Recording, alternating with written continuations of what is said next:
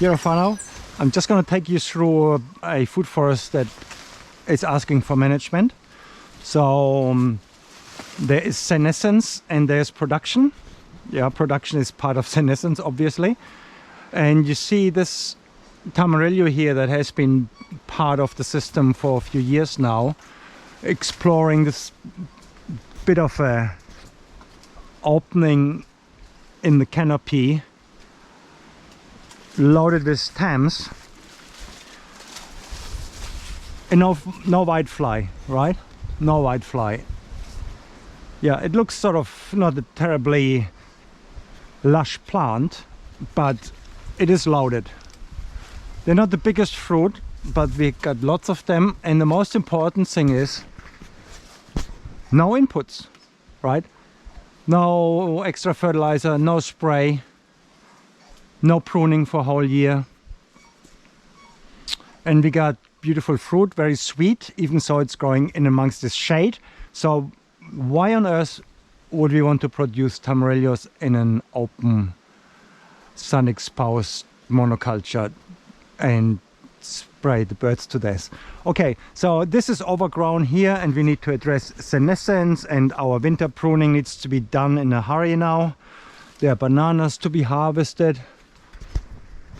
There's Teutonia that needs to be cut out of the system. Phao needs to be pruned. Flame tree needs to be pruned back. And then suddenly there will be a flood of light coming in here. And we give the Tamarillo pruning after the harvest, and that will come back nicely. There's just nothing nicer than eating Tamarillo whilst you're doing food forest work. So you can see there's still sugarcane in the system. It is phasing out now. We used to have canes in here keeping up with the rest of the food forest, and they would grow to 5 meters. Chirimoya coming on nicely. It's just starting to get ripe.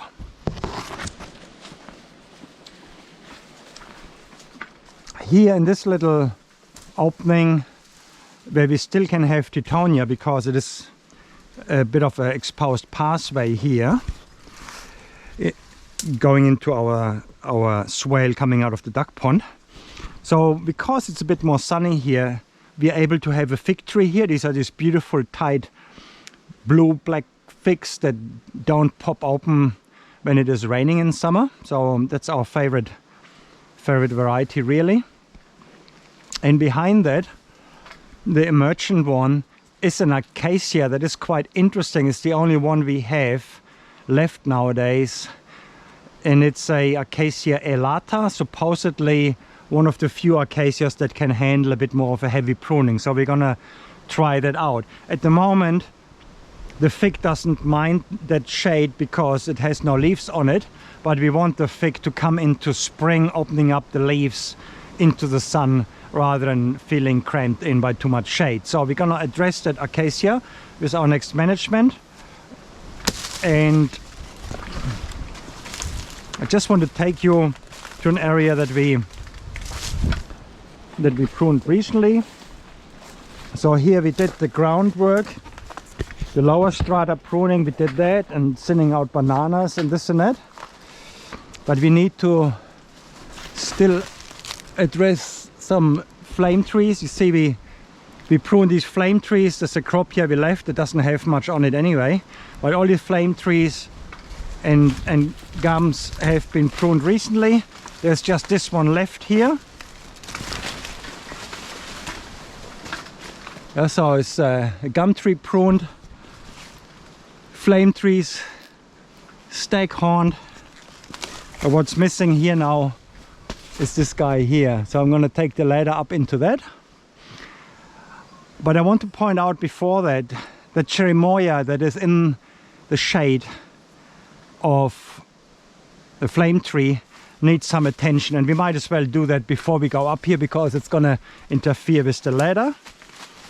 So with these prunings we need to look at branches that come into too much of a steep angle, like this one here is just a nuisance.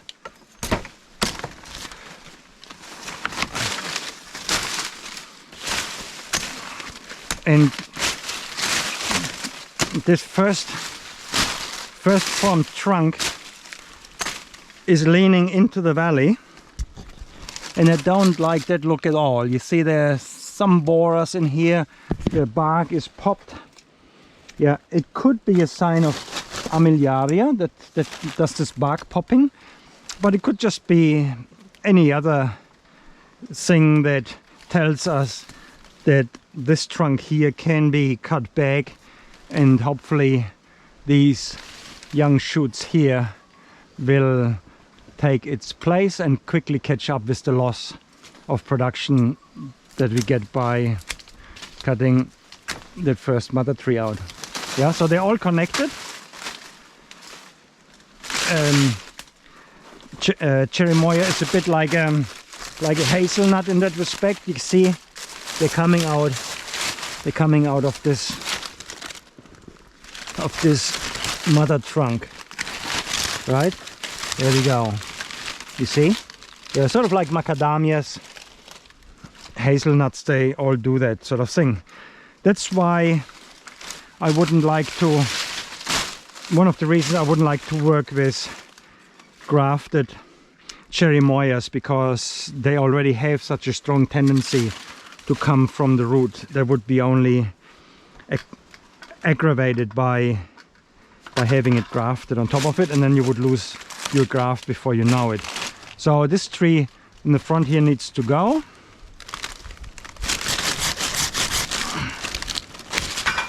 All right, so now the attention will go fully onto these guys, and then in another year we give them a bit of a shape pruning. All right, get the ladder up.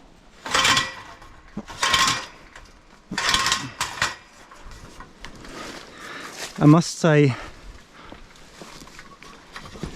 I do always feel a bit like a pirate when I do that.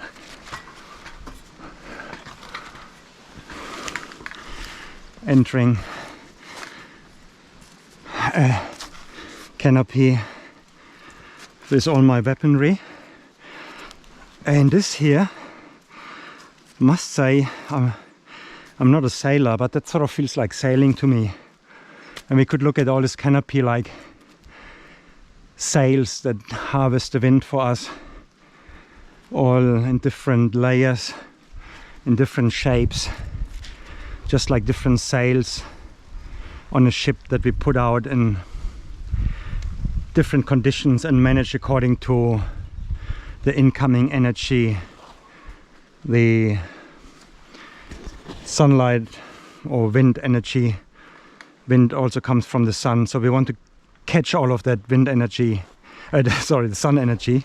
So we want to catch all that sun energy in all these different layers. So you could look at them like solar panels, but I actually like to look at them as sails, because sails can work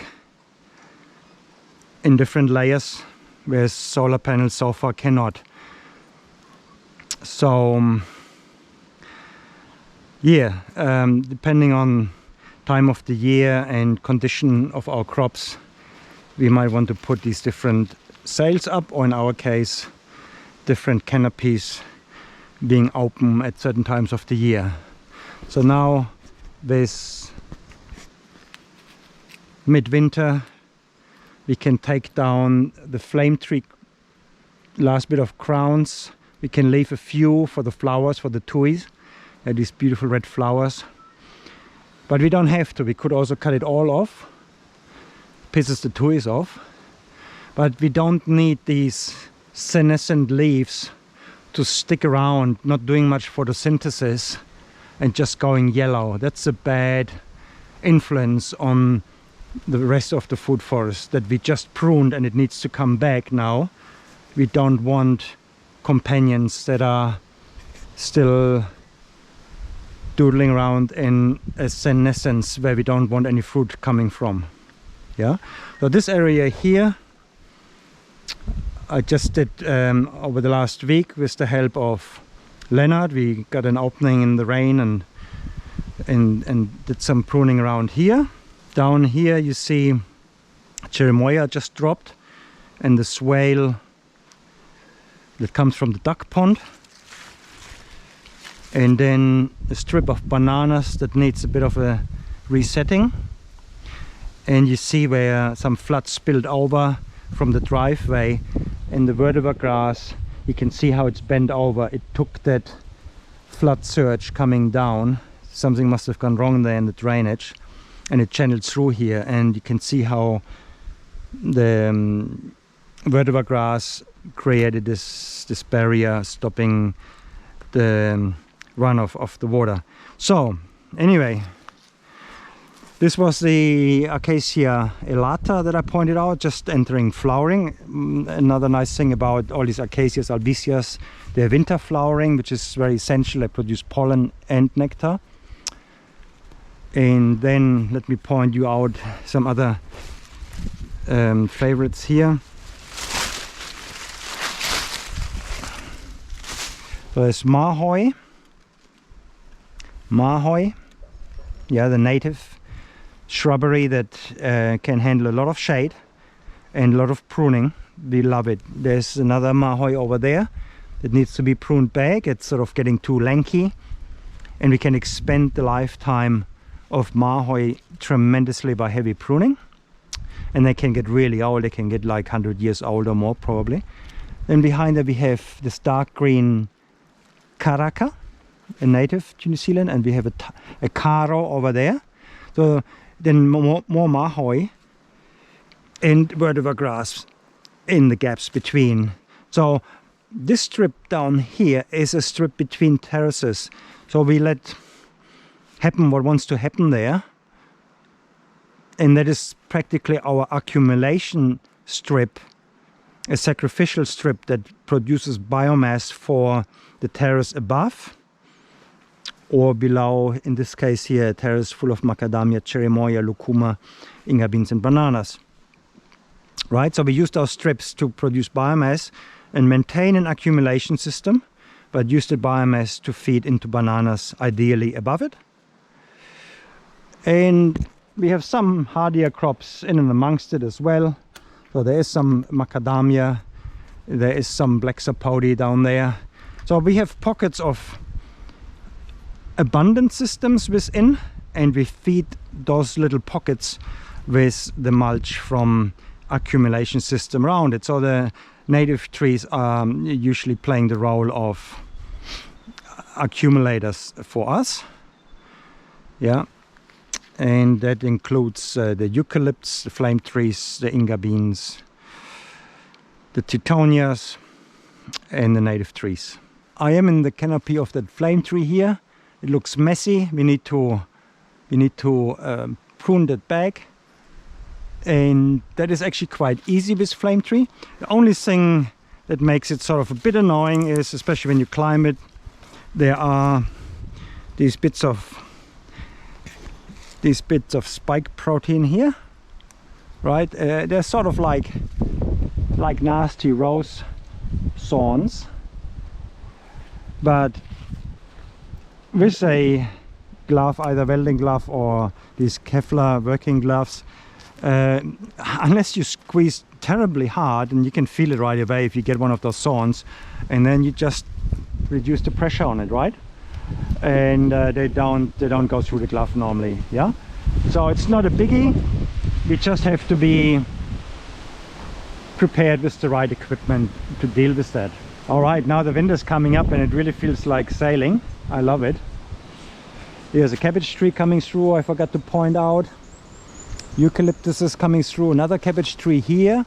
I think we sort of underutilized them a bit in the system so far. We are planting more of these cabbage trees around now because they're such iconic kiwi plant, and they can be established in the shade and they can grow through it into the light. They can be in a swamp and they can be in a drought, and parts of it are even edible. If you completely run out of food, you can survive on certain products by the cabbage tree.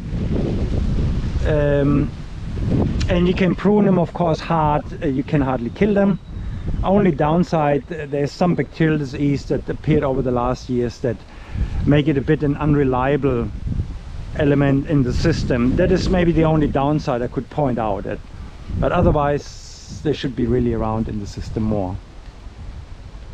And a fantastic erosion control as well, both for stream banks and for slopes. Yeah, they make taproots that go into really compacted soil. They have no trouble with that. They can grow in anaerobic environments. They're a real all-rounder. Right, so yeah, let's get into it. So I got the pruning saw here, and the nice thing about flame tree, it's a really soft wood, both for saws and machetes. But because it's so soft, that's why we go for the biggest teeth that we can find on the pruning saw, so they don't clog up with sawdust. Yeah, so soft woods, if you cut a lot of soft woods, you want the biggest teeth on the shelf. And these are the silky foxes, made in Japan. They really know how to work metal. And yeah, that's our best friend when it comes to pruning saws.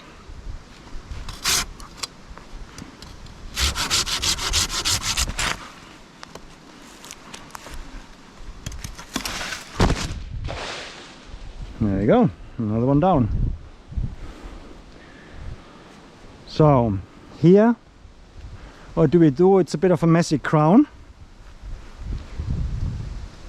It's flowering, but we have a lot of interesting crops behind here, the bananas, the cherry moyas, and we haven't pruned this guy for a while, so nothing else coming close to it.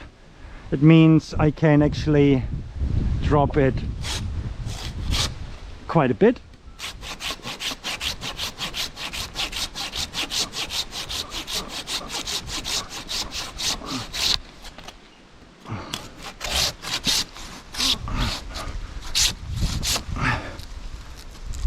There we go. All right, I was that done in one stroke, and I think I'm done here. So yeah, I know it's a bit scary. You have to get used to it. Of course, you can also design a system where you don't have to use ladders. Working with syntropy doesn't mean that you have to work at a ridiculously high situation like Ernst often does. Yeah, this is quite mild compared to what he does in Bahia with very bad ladders, actually, funny enough. So this feels really safe with that climbing frame from Score Pro. You know, it's just an amazing tool. And but it doesn't mean that you have to work in these heights as well. You can design and manage a system that works still with the 4 strata, but they could be all pruned to be more condensed, so you don't have to do working in the height if you don't want it. Because obviously when it comes to management, working off a ladder is always slower than working off the ground. So there are ways to design around that and avoid that. You just have to have these layers more condensed, or possibly even spaced out in different rows. So you have one row with low and high, and then another row with medium and emergent. Then you can keep them all a bit lower down, because they have more space around them to stratify at a lower height altogether, and then you avoid all this climbing business here. But personally, I love it at that height. I haven't even got the ladder nearly extended as it could be. I could get another meter out of here, and then I feel with another meter it's getting a bit on the wobbly side in the wind. It's still exhilarating, but it's not necessary. I mean, our next layer down, bananas, macadamias, they don't reach that height, and they shouldn't. So what's the point going any higher? But it is nice to be doing at least that. It does feel right having the stratification up to 6 meters, and then the emergent from beyond that. Okay, I think I get down there now and trim up the mess. All right, see you later.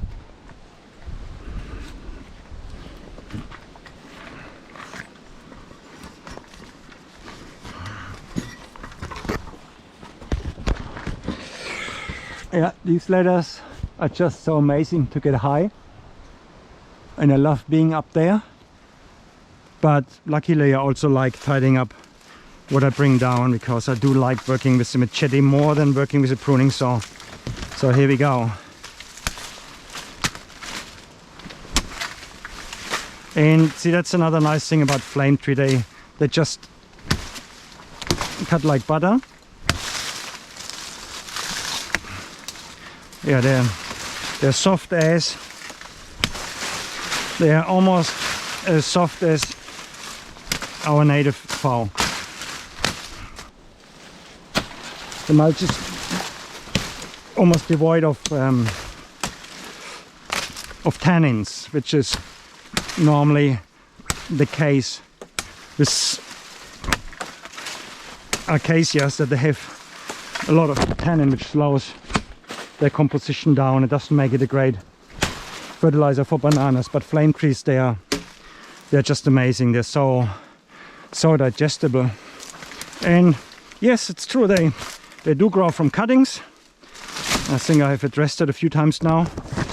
But look, any flame tree that grows in here, and they do occasionally, there is one over there I can see, yeah, they are feeble little things because of the shade here, and they almost die by themselves. I hardly have to actually prune up on them, because there's not much room for them here, and they usually die either by neglect or by being outcompeted by plants that can handle that shade better than they are. So here we go. It's our staghorn flame tree, and see all this beautiful mulch we get from our pruning. Yeah, and that's how we do it. Thanks for watching.